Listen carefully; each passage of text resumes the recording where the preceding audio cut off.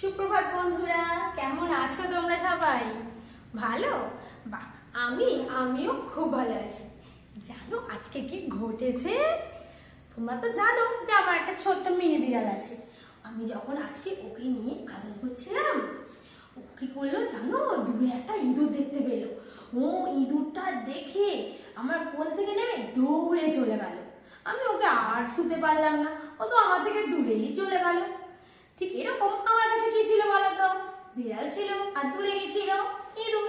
ঠিক দেখো তো, তোমরা ভালো করে দেখো তো তোমাদের কাছে কি রয়েছে, ভালো করে দেখো। আচ্ছা আমি বলে দিই, দেখো প্রথম দুটো বেঞ্চ তোমরা ভালো করে লক্ষ্য করে লেখো, খাতায় লেখো যে তোমাদের কাছে কি রয়েছে, যেগুলোকে তোমরা ছুঁতে পারছো।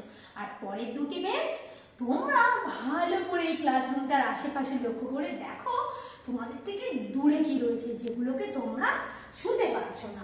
বুঝলে? ছটাপট করে কিন্তু তোমরা এগুলো খাতায় লিখে ফেলো, ছটাপট লিখে ফেলবে। তাহলে কি বললাম গো? প্রথম দুটি বেঞ্চ তোমরা কিন্তু লিখবে। হ্যাঁ, তোমাদের কাছে যে জিনিসটা আছে তোমরা সেটা লিখবে। আর পরের দুটি বেঞ্চ তোমরা সেগুলোই লিখবে যেগুলো তোমাদের থেকে দূরে আছে। হ্যাঁ, যেগুলোকে তোমরা ছুঁতে একেবারেই পারছো না, দূরে রয়েছে। ঠিক আছে, ঝটাপট করে কিন্তু লিখে ফেলো। হ্যাঁ, আচ্ছা, কি লেখা হয়ে গেছে সবার? বাহ, খুব ভালো, সবার লেখা হয়ে গেছে দেখছি তো। আচ্ছা, তাহলে প্রথম দুটো বেঞ্চ থেকে আমাকে দেখি মাইমুনা বলো তো, তুমি কি লিখেছো? তুমি কি লিখেছো? তোমার কাছে কি রয়েছে? বুক। বাহ, খুব ভালো তো, ঠিকই তো, আমাদের সবার কাছে তো বই রয়েছে। দেখো মাইমুনা কি লিখেছে বললে বলো তো? মাইমুনা লিখেছে বুক। বুক মানে হলো বই, তাই না? মাইমুনার কাছে বই রয়েছে। বাহ। আচ্ছা, এইবার পরের দুটি বেঞ্চ থেকে দেখি কে বলবে। আচ্ছা, অসিত বলো, তুমি কি লিখেছো? তুমি এমন তোমাদেরকে বলেছিলাম তো দূরে জিনিস লিখতে, কি লিখেছো? বাহ, তো দারুণ লিখেছিলে। টেবিল লিখেছো, তাই না? ঠিকই তো, টেবিলটা তো আমার কাছে আছে। তোমরা কি টেবিলটাকে ছুঁতে পারছো? তোমরা তো টেবিলটাকে ছুঁতে পারছো না। বাহ, দারুণ লক্ষ্য করেছো কিন্তু তোমরা। আজকে আমরা এই কাছের জিনিস আর দূরের জিনিস সম্পর্কে জানবো, জানো? কিন্তু পুরোটাই ইংরাজিতে আমরা শিখবো আজকে। চলো চলো চলো, তাড়াতাড়ি শিখে নেওয়া যাক। দেখো, কাছে কি ছিল? বই ছিল। কটা বই? একটি বই। তাহলে কাছে যখন কোনো জিনিস একটি থাকবে তখন তাকে আমরা বলবো this is. THIS, this is. This is মানে হলো এই হয়। কাছে কি রয়েছে? একটি বই। একটি বই ইংরেজি কি?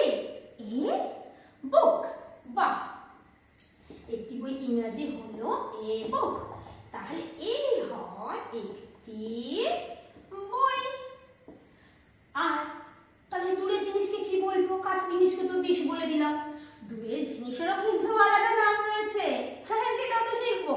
দূরের জিনিসকে আমরা বলি দ্যাট ইজ। দূরের যখন একটা জিনিস থাকবে তখন তাকে আমরা বলবো দ্যাট ইজ। দ্যাট ইজ মানে হলো ওই হয়। দূরে কি ছিল? একটি টেবিল। এ টেবিল। তাহলে ওই হয় একটি টেবিল। তাহলে কি বললাম? কাছের জিনিস হলে হবে দিস, আর দূরের একটা জিনিস হলে হবে কি? দ্যাট। আচ্ছা, ঝটাপট করে সবাই বোর্ডের দিকে দেখো, আমি কি আঁকছি দেখো দেখি। আমার কাছে কি ছিল গো? আমার কাছে তো বিড়ালটা বসেছিল। হ্যাঁ, আমি তাকেই আঁকার চেষ্টা করলাম। দেখো দেখো তো বিড়ালটা ঠিকঠাক হলো কিনা।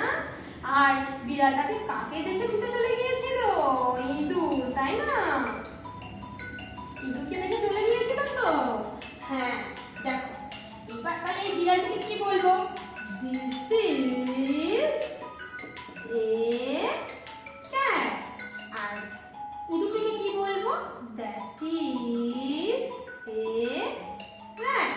This is a cat and that is a rat. চলো এবার এটাকে আমরা ছড়ার আকারে শিখবো। চলো দেখি আমার সাথে সবাই বলবে। কাছের একটি জিনিস হলো দিস, দূরের একটি জিনিস হলো that.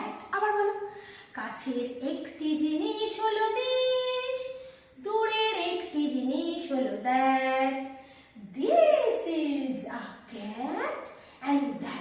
a rat. Very good. আবার আমার সাথে সাথে বলো, কাছের একটি জিনিস হলো দিশ, দূরের একটি জিনিস হলো that. This is a cat and that is a rat.